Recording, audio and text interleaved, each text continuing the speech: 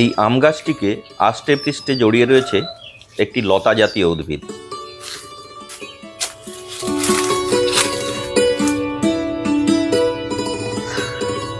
গাছটিতে আবার এই ধরনের অস্থানিক মূল তৈরি হয়, যেগুলো সবুজ রঙের দেখতে, যারা এক ধরনের আত্তীকরণ মূল। এর পরিণত কাণ্ড একটু ধূসর বর্ণের, সবুজ আভ। কাণ্ডের ওপর ছোট ছোট গুটির মতো দাগ দেখা যায়। পাতাগুলো অনেকটা পান পাতার মতো দেখতে হয় এবং পাতার ওপরে নিচে নরম রোঁয়া দেখা যায়।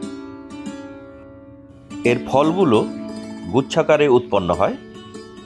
পাকার সময় ফলের গুচ্ছে সবুজ, হলুদ, কমলা, লাল বিভিন্ন রঙের ফল দেখা যায় এবং অসাধারণ লাগে দেখতে। লতাটি এক বহু গুণসম্পন্ন ভেষজ উদ্ভিদ। নাম টিনোস্পোরা কর্ডিফোলিয়া বা গুলঞ্চ। গুড়ুচি, অমৃতা, গিলই প্রভৃতি নামেও পরিচিত। দেখে নাও কি কি কাজে লাগে।